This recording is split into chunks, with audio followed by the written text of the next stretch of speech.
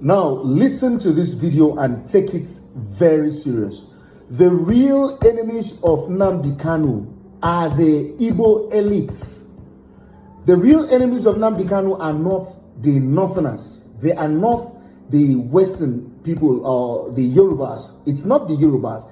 It is not the Hausa person or the Fulani person. The real enemies of Nnamdi Kanu are Igbo elites who are threatened by his vision. Now, it is easy for us to, but I wonder why, you see, Igbos find it, easy to attack other people, to accuse other people of the incarceration of Nnamdi Kanu, but they don't pay attention to the body language of their leaders. Take a look at it. How many of the Igbo leaders from Abia, Imo, Anambra, Enugu, Ebonyi, and the rest of the southeastern states, how many of them have come out to speak? How many of them have organized protests? How many of them have taken this as a project? None of them, because they are threatened by that single man. So most times when you see the poor Igbos fighting, I know that this Biafra is not going to be a reality, because the people who have the power amongst them are actually working against them. They end up buying themselves, unaliving themselves for something that will not come to pass. Go and check. When Ojukwu actually started this revolution, when Ojukwu brought about the Biafran war, he had the support of some of the leaders. And that was why it was somehow easy for him to stage such a warfare, which needed even Westerners outside countries to support and fund it. But in these days, you can't have that. Are you trying to tell me that the governors enjoying themselves now also subscribe to this? They can politically make statements to sound sympathetic, but none of them is moving a pin. It will surprise you that they are also the ones saying, don't let that man come out, please jail him for life.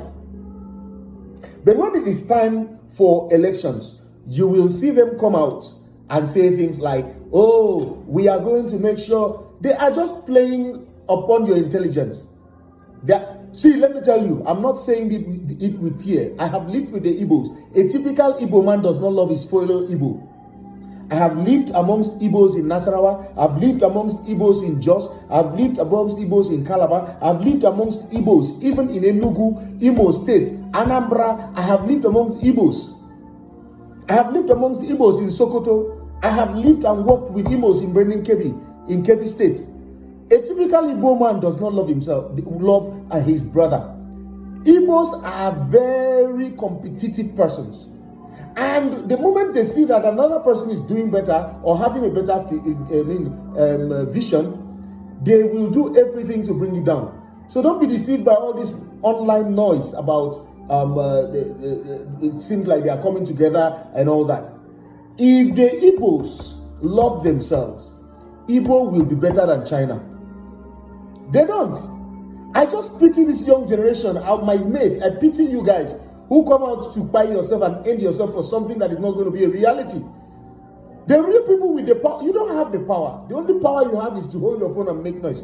The real people with the power are those in authority. They are in the Senate, House of Assembly. They are not even passing bills that suggest that what you are fighting for matters to them.